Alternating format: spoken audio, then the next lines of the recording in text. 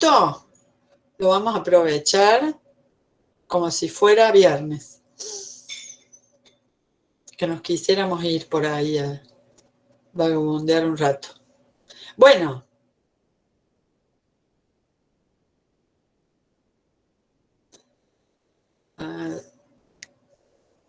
Hoy tenemos fisio. Tenemos hemostasia.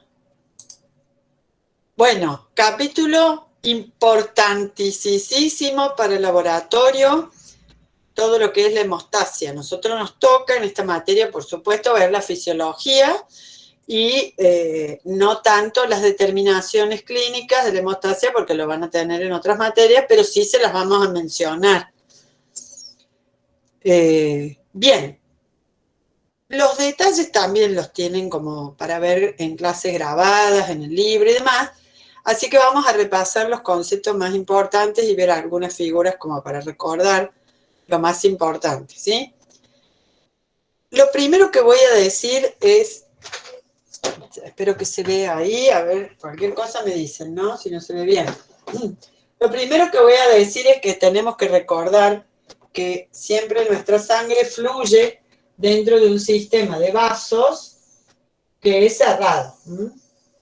Entonces, supongamos aquí, no sé, una arteriola, ¿sí? La arteriola todavía tiene una pared muscular y luego se ramifica y ya aparecen los capilares. Entonces acá le vamos a hacer a esta arteriola, le vamos a hacer una capita muscular lisa, ¿sí? Y acá le vamos a hacer un refuerzo de músculo liso para dar a entender que tiene un esfínter. O sea que en corte nosotros tenemos nuestra arteriola, tenemos el músculo de la arteriola, que es el que permite contraerla o dilatarla, y donde hay un esfínter, ¿sí? Ese músculo se refuerza. Y es el que permite cerrarla aún más, ¿sí? O sea, hacer que prácticamente el flujo sanguíneo sea mínimo o abrir para que aumente el flujo. O sea que hablamos de el diámetro arterial o el diámetro de una arteriola. Entonces, para tener en cuenta, lo tendríamos que ver en circulatorio, pero que ya que estamos, podemos mencionarlo ahora. Hay una capa interna, por supuesto, que es un epitelio bien planito que sabemos que se llama endotelio. Entonces acá vamos a tener el tapiz, digamos, de las células endoteliales, que en realidad la tendencia actual es a considerar que todos los endotelios juntos, como tienen funciones tan importantes, ya prácticamente se lo considera como un órgano, porque es tan especial. Y lo que estoy haciendo acá es el endotelio del capilar, que en realidad es prácticamente lo único que hay. Ya voy a aclarar por qué. Entonces, en una arteria nosotros tenemos el endotelio, células planas que hacen como un tapiz alrededor de... O sea, la sangre solo tiene que tocar endotelios, digámoslo así.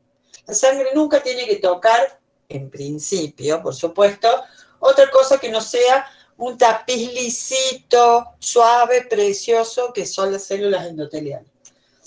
En todo vaso sanguíneo, entonces, va a haber endotelio, como parte más íntima, más interna del vaso.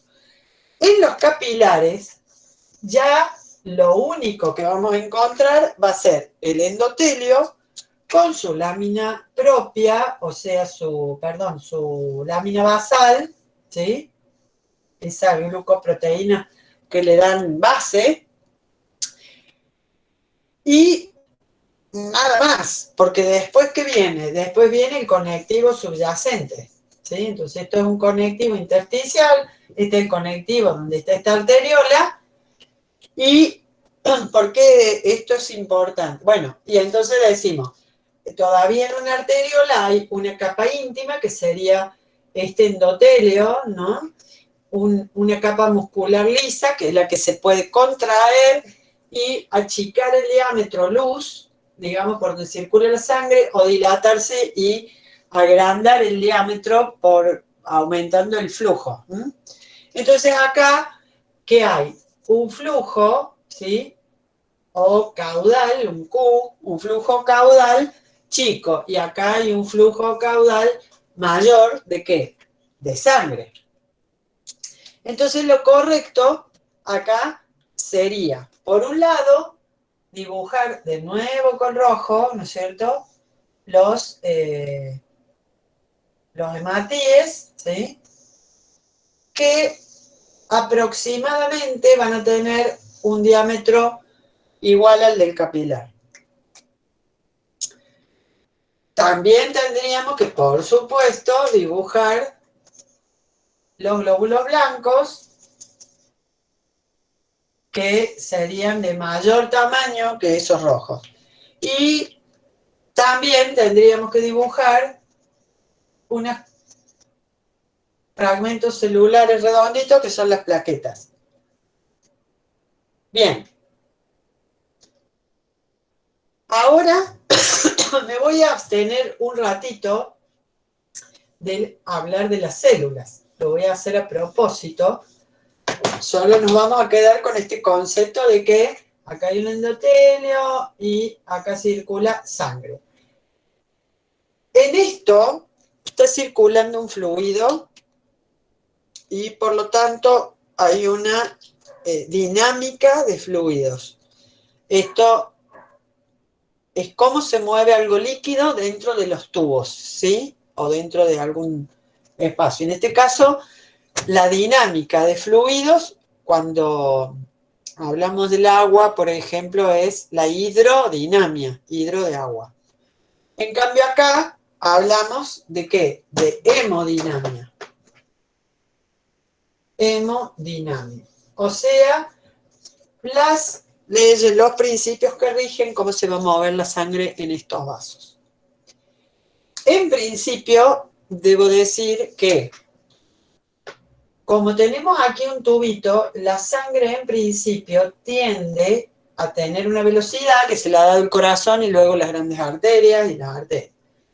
Entonces, todas las partículas, digamos, de esta sangre, del plasma, en principio tienden a tener lo que se llama un flujo laminar en el centro.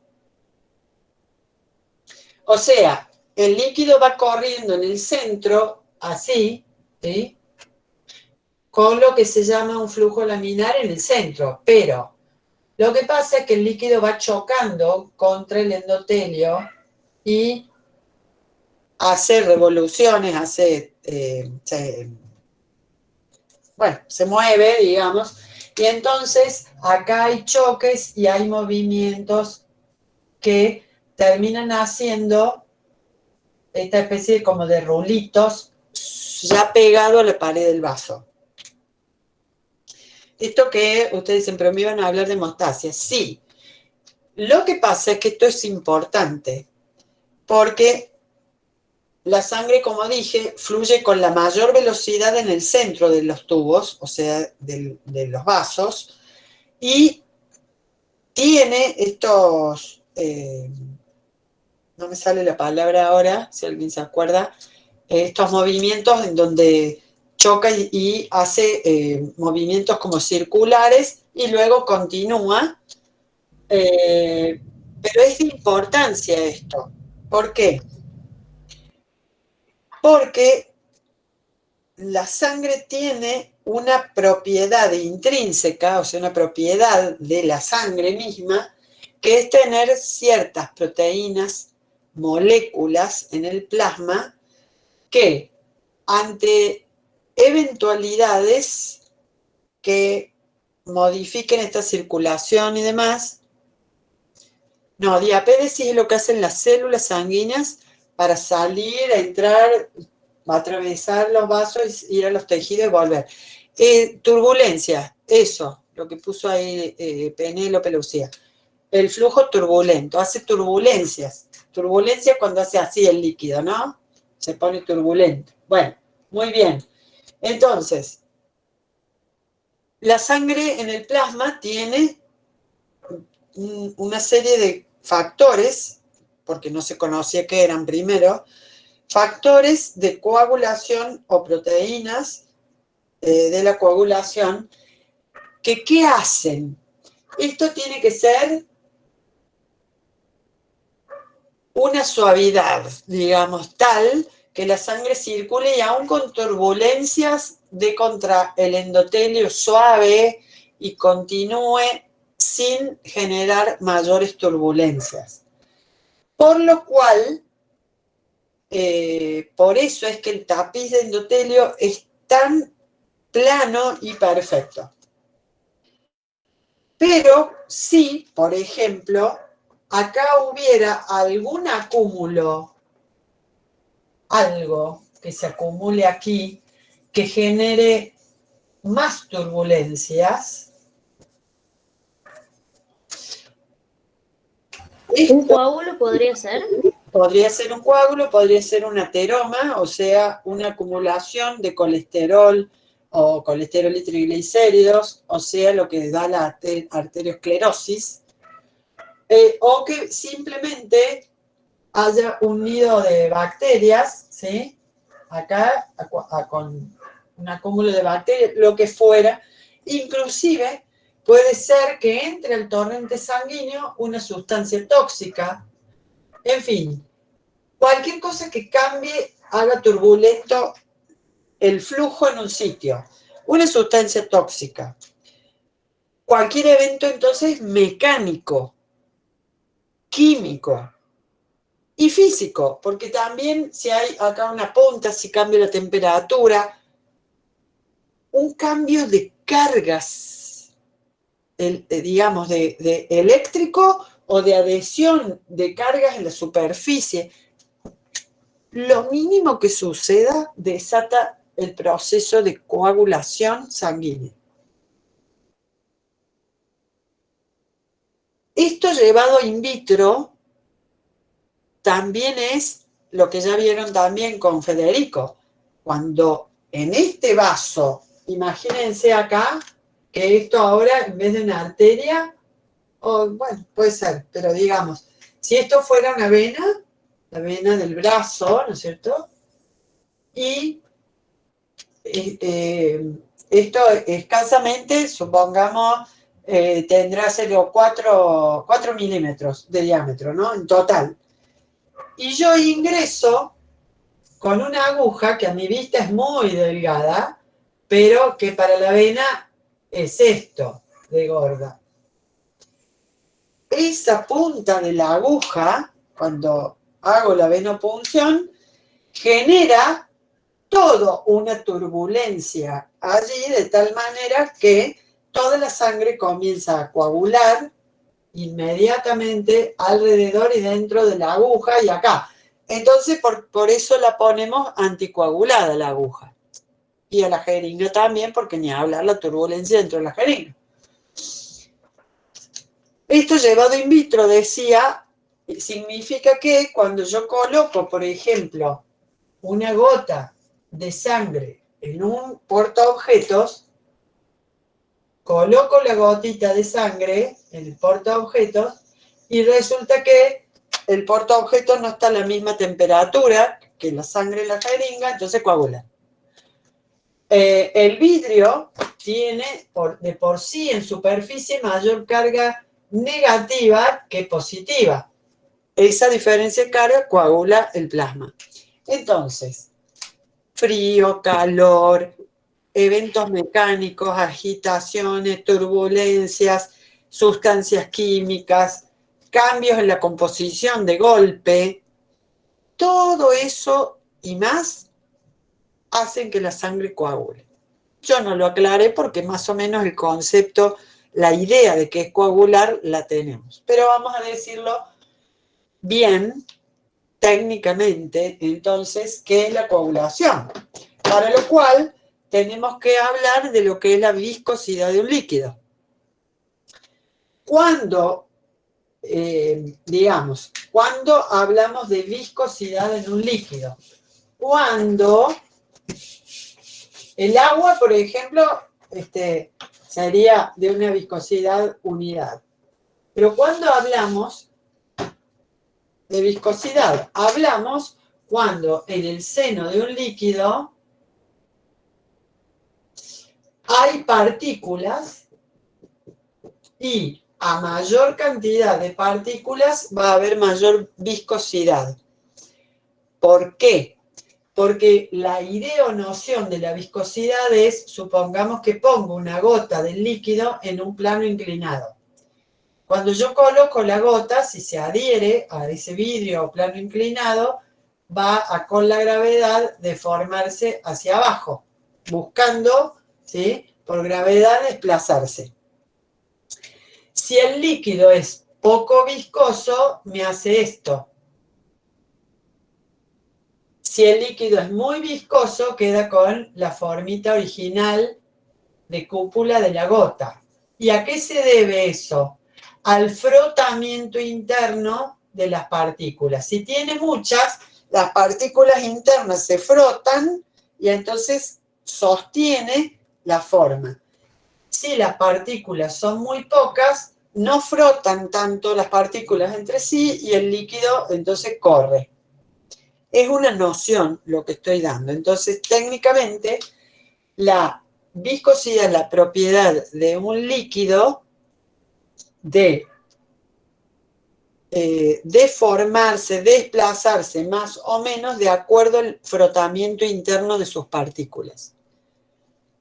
Bien, comparemos una gota de sangre líquida, anticoagulada, y una gota que sin anticoagulante yo la coloco en un vidrio o cuando surge de un pinchazo en el dedo y vamos a ver qué viscosa que es. La sangre cuando coagula se pone viscosa y tiene la forma y todo de la gota.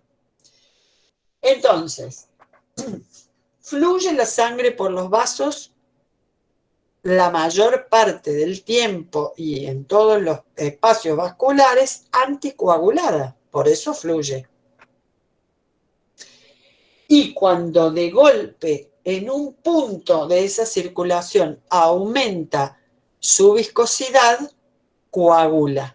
O sea, pasa de líquido, densito, con sus proteínas y todo, a parecerse más a un gel. Aumenta su viscosidad. La coagulación técnicamente es un aumento en la viscosidad del plasma de la sangre. Entiéndase entonces un aumento en la viscosidad de la sangre. Pero aclaro, porque a la coagulación la llevan a cabo los factores del plasma, no las células en sí, no los glóbulos rojos ni los blancos. ¿Estamos de acuerdo hasta ahí? Bien. Sí, Maja. Sí, sí. Abstrayéndonos entonces de nuevo de ahora de las células y de este endotelio, la sangre normalmente fluye anticoagulada por los vasos, salvo que algo haga que se coagule, en cuyo caso aumenta de golpe su viscosidad y entonces disminuye su flujo en el tiempo. Y si el grado de coagulación es máximo, directamente interrumpe el flujo. Esto es para separar muy bien lo que significa la coagulación sanguínea, que es solo el aumento de la viscosidad del plasma, por lo tanto de toda la sangre, porque las células quedan también atrapadas de alguna forma en ese punto viscoso. Bien.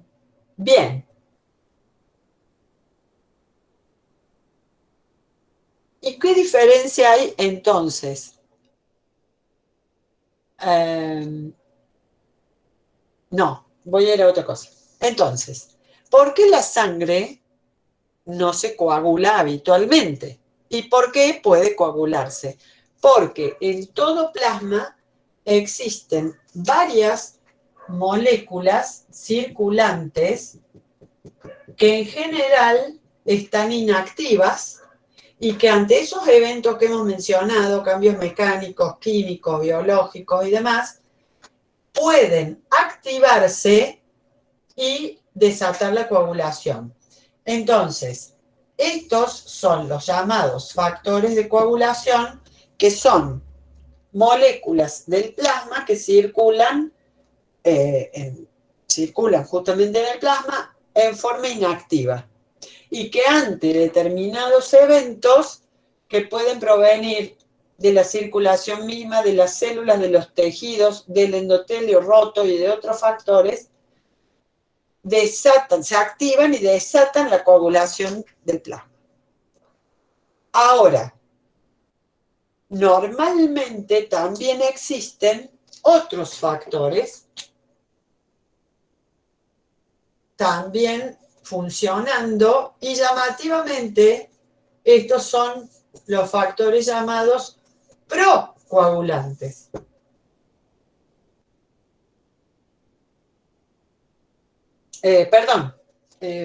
Anticoagulantes. Bueno, entonces, los factores de la coagulación son los procoagulantes. Esos están normalmente inactivos y se activan ante determinados eventos desatando la coagulación. Ahora, lo que hay que tener en cuenta es que la mayor parte del tiempo los que están ganando por sobre los procoagulantes son los anticoagulantes, por eso la sangre circula líquida y poco viscosa. Bien, lo que hace que la sangre circule fluida, no coagule en la mayoría de los vasos y en el tiempo, son los factores anticoagulantes, también conocidos como sistema fibrinolítico.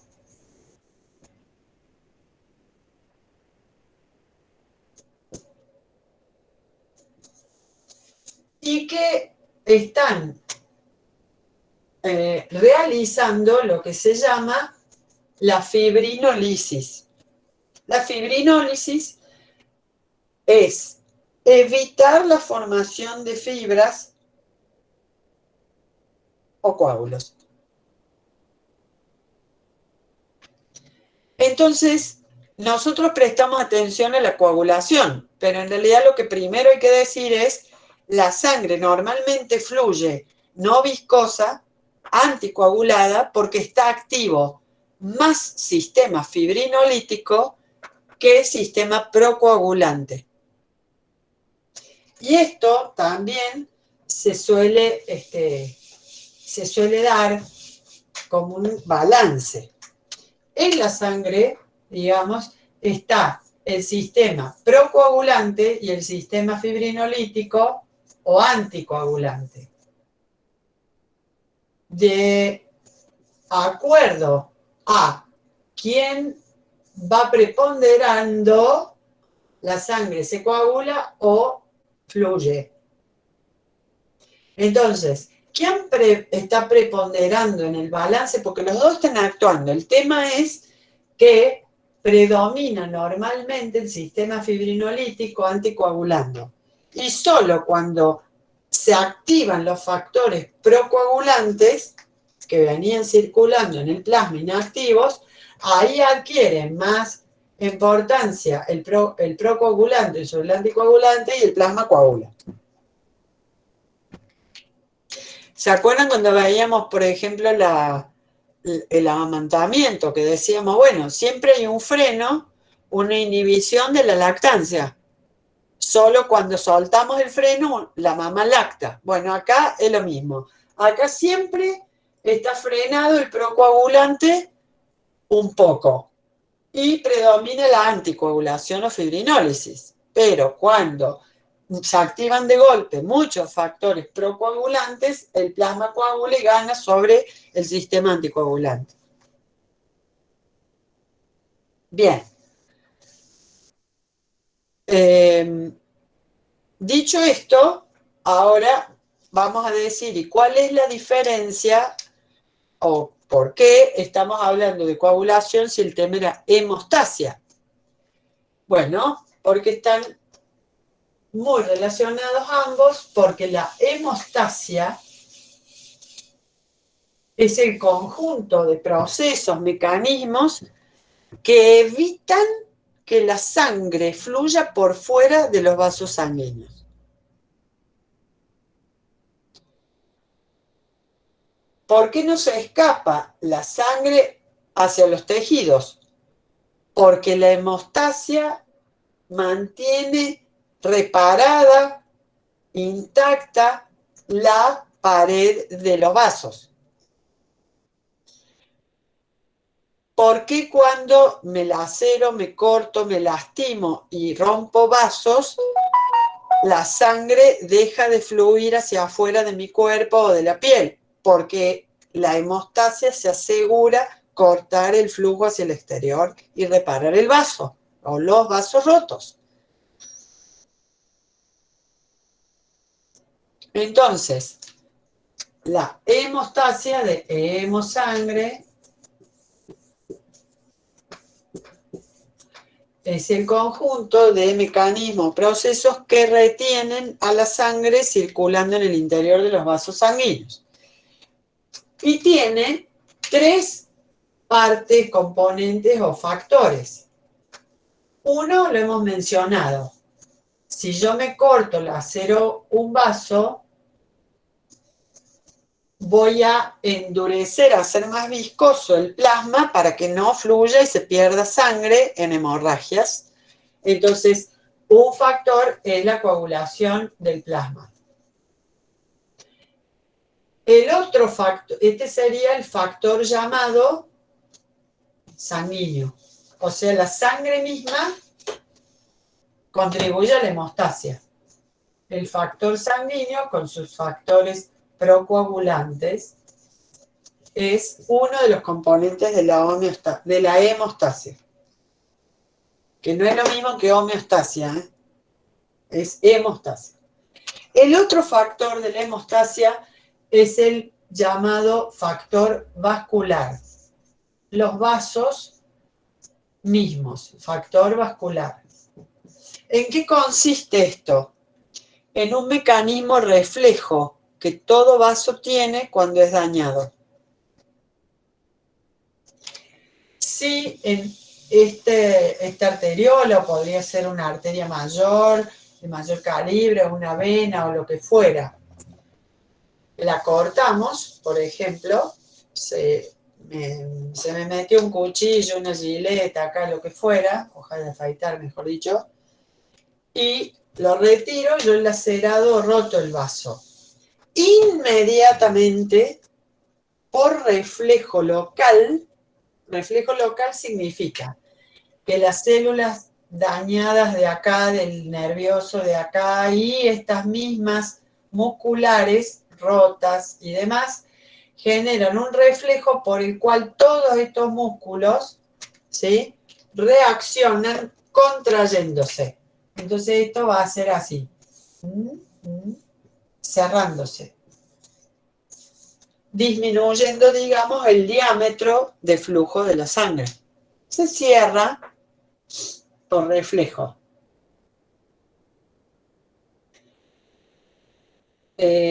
Y es, bueno, uno apenas se corta, sale un chorrito de sangre y de golpe disminuye rápidamente el flujo y eso es el factor vascular. Es la contracción de la musculatura lisa de los vasos dañados que por reflejo local, no hace falta que se entere el sistema nervioso central ni nada, contrae el vaso y disminuye la pérdida de sangre inmediatamente.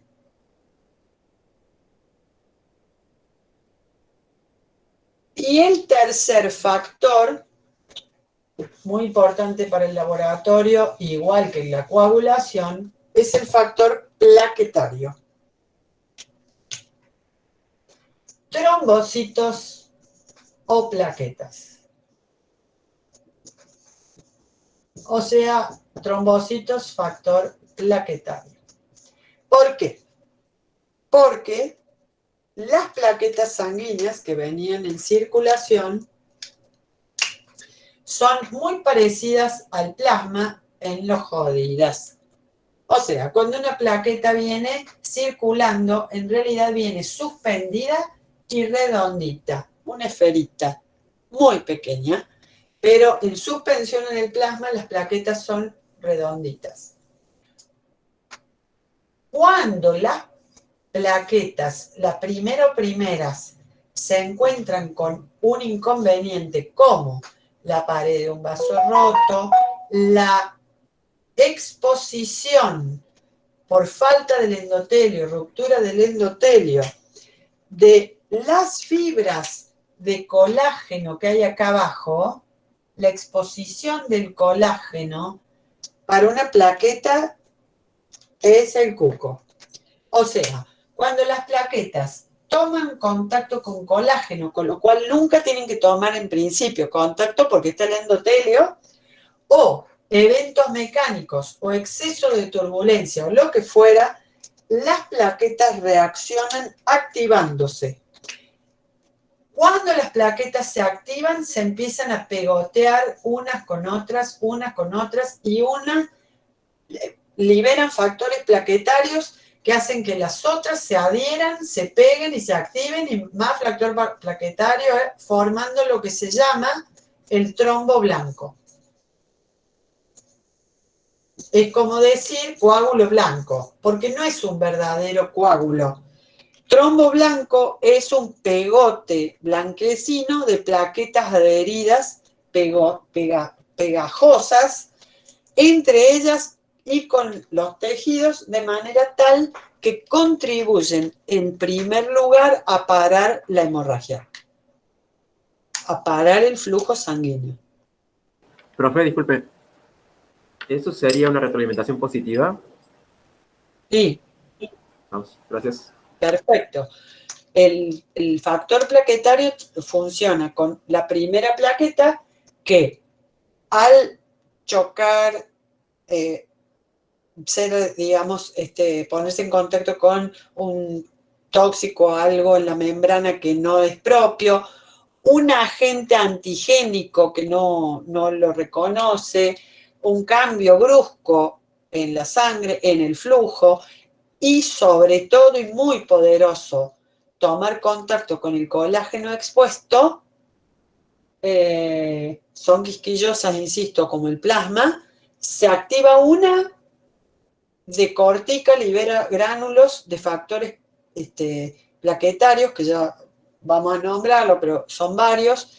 Las plaquetas tienen en su interior ADP, tienen calcio, tienen serotonina, tienen fosfolípidos, o sea, una serie de factores o moléculas que liberadas y cambian de forma, ya lo vamos a ver, hacen que su superficie, o sea, su membrana, se vuelva sumamente adhesiva.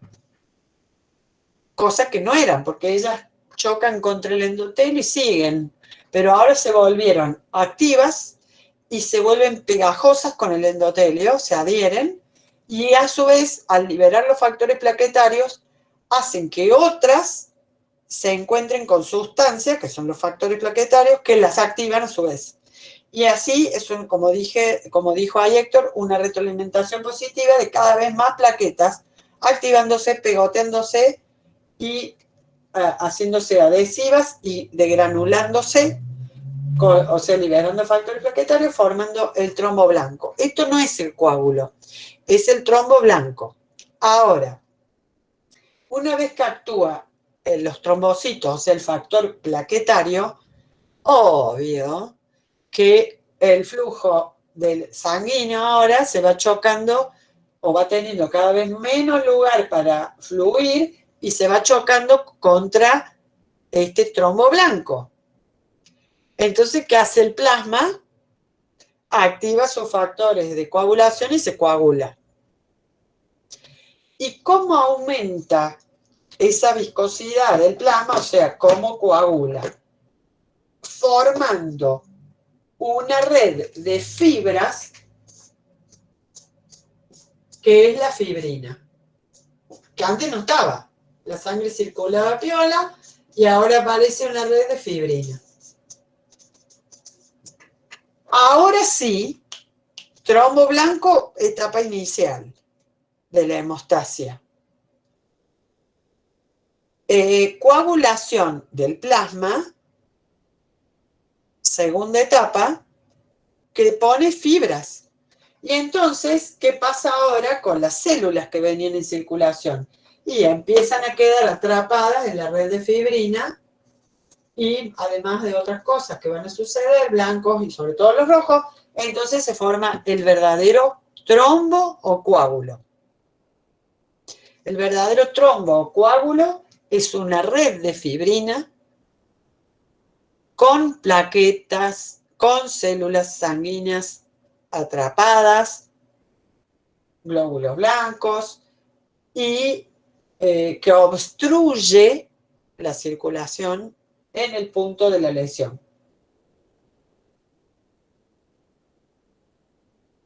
Acá el orden de los factores tampoco altera el producto. A veces no hay un daño o una lesión, simplemente puede activarse. Bueno, supongamos, lo voy a hacer para que me entiendan esta parte. Supongamos que acá, en este tejido por fuera, acá empezó a haber bacterias. Vamos a hacer acá unos bacilos, qué sé yo. Y los tóxicos bacterianos están difundiendo en este tejido, por lo cual van a difundir ¿a dónde? Hasta el endotelio. Y luego van a difundir el plasma. Eso es causa para que el plasma coagule. Y empezó el plasma, no empezó la plaqueta. Pero cuando el plasma coagula, se hace viscoso, a veces lo más probable es que las señoras plaquetas se activen. Entonces empieza a formarse acá en el sitio un trombo blanco, que sería circular, ¿no? Y cuando crece el trombo blanco, hace una obstrucción. Esto puede, y de hecho seguramente va a terminar en algún punto en coagulación. ¿Y qué está buscando este proceso allí? Bueno, evitar la diseminación del tóxico hacia toda la economía del organismo. Entonces, tratando de tratando de evitar que la toxina de esta bacteria se disperse. Y como segundo objetivo, este proceso va a desatar una inflamación.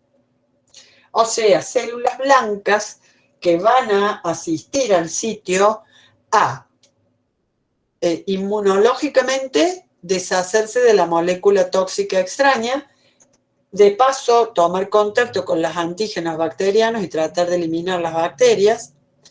Esta zona se va a inflamar, no va a haber mucho flujo sanguíneo que se disperse con la toxina por todo el cuerpo, y si todo sale bien, se eliminan las bacterias, se repara con fibrinolisis, quitando las fibras del coágulo y reparando el tejido para volver a restituir la circulación normal.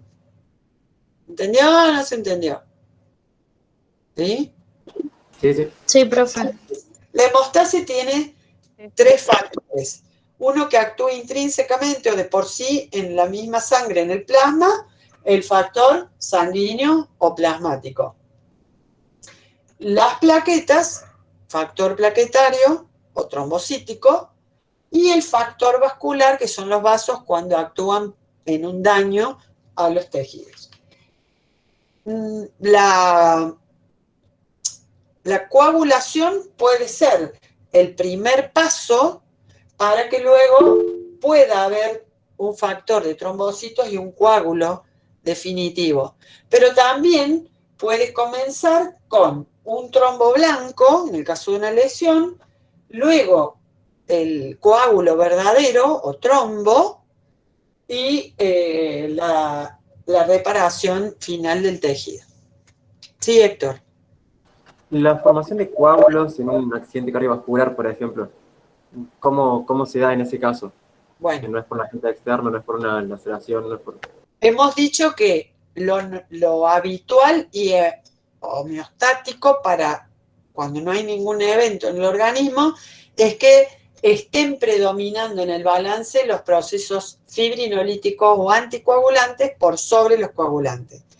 O sea que cuando hay una coagulación intravascular en algún órgano o tejido, algo ha sucedido para salir de la homeostasis ahí e ir a la falta, bueno, o sea, cuando por ejemplo hay un accidente cerebrovascular de tipo trombótico, porque puede ser que se rompa una arteria y entonces es hemorrágico el accidente cerebrovascular hemorrágico. Es al revés, hay hemorragia y no hay trombo.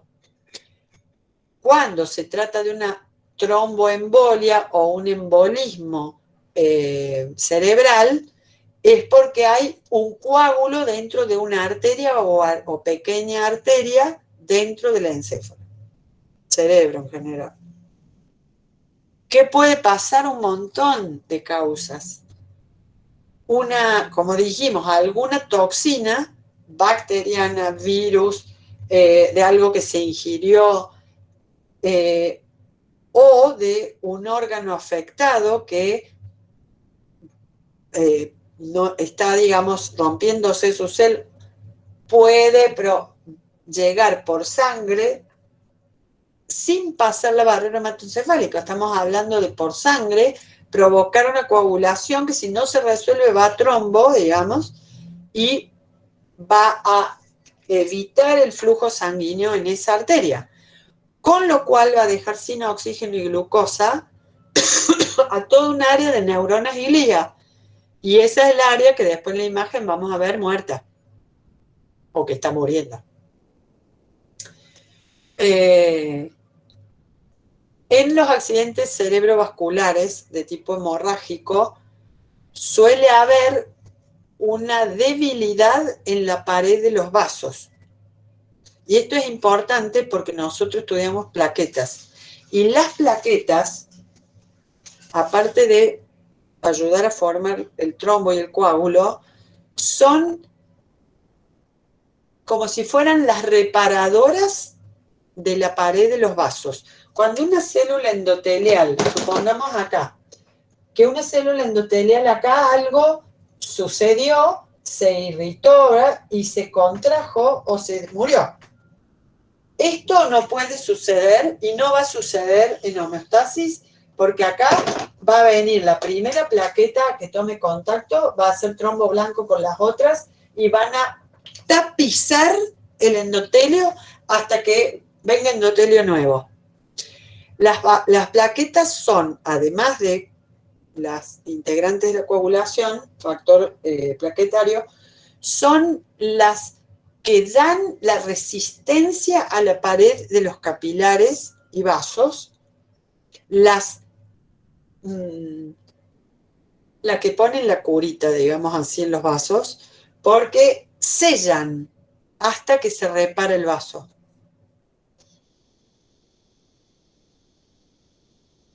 Cuando se habla de fragilidad capilar, es cuando uno, por ejemplo, pone la liga para una extracción sanguínea y vos ves que después tiene todas arañitas el paciente.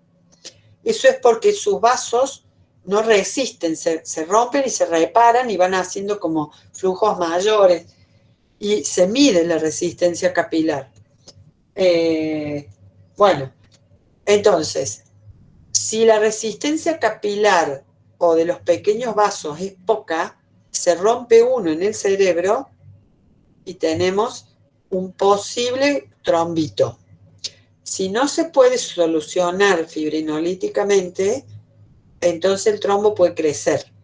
Y si crece, taponan las arterias. Y si se mueve, es un émbolo y ya es una embolia. Y va y se atasca en otro vaso de mayor o de menor calibre y entonces deja sin riego sanguíneo partes del cerebro. Y lo mismo ocurre en el corazón. Cuando se tapa una coronaria, que son las que son las nutricias del corazón, entonces una parte del corazón queda sin oxígeno, sin glucosa, sin ATP, por lo tanto, y esa parte ya no se puede contraer. Entonces tenemos una parte del músculo cardíaco, del miocardio, infartado, un infarto de miocardio.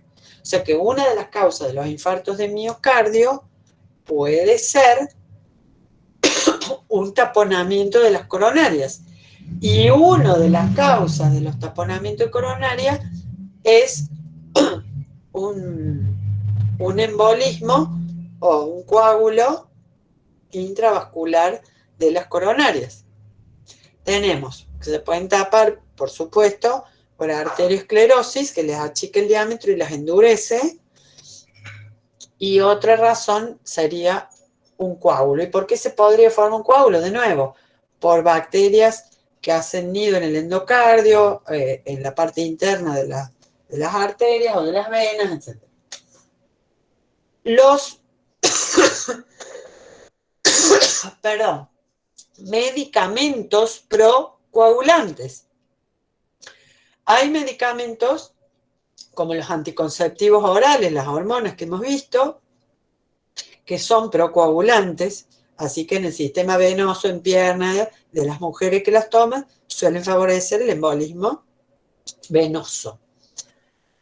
Lo mismo, hay otros tipos de medicamentos que como efectos no deseados o secundarios tienen ser procoagulantes. Y lo voy a decir con mucho cuidado, pero lo voy a decir. Se está observando que algunos de los efectos que en la circulación pulmonar cardíaca tiene el COVID-19 es en algunos individuos y en algunas comunidades o poblaciones determinadas, se vio que hay un incremento en la formación de coágulos intrapulmonares cardíacos, generando, accidentes vasculares en el corazón y en el pulmón. Por eso, en algunos casos, el tratamiento con AINES, que son anticoagulantes, no como primera función, pero lo son, como por ejemplo tratamiento con ibuprofeno, a algunos que estaban muy complicados, se les fueron los coágulos intrapulmonares, aumentaron el flujo de los pulmones y mejoraron. No es una ley, pero eso sí pasó. Se está todavía estudiando varios diseños experimentales, están tratando de buscar por ese lado.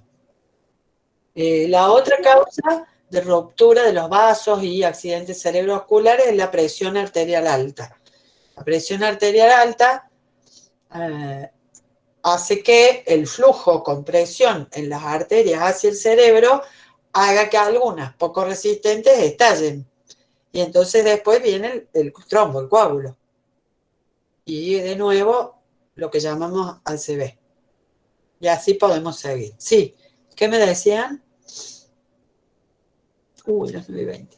Alguien preguntó, dijo algo. No, pero se me ocurría mientras decían, ¿es posible que se dé también por alguna causa de autoinmunidad? ¿En lo cerebral? Sí. No, porque el tema es que la inmunidad dentro del sistema nervioso central no tiene que ver con las células inmunes que hemos estudiado siempre, sino que está la barrera hematoencefálica, no pasa ninguna célula blanca al tejido nervioso. Y dentro del tejido nervioso, el tejido nervioso tiene las células propias que hacen de inmunes, que hacen función inmune y que son células de la glía, células que acompañan a las neuronas. Algunos de esos astrocitos y demás tienen función inmunitaria. Porque mal haríamos en dejar entrar a los glóbulos blancos y demás, pasando la barrera hematoencefálica y llevando adentro el tejido nervioso,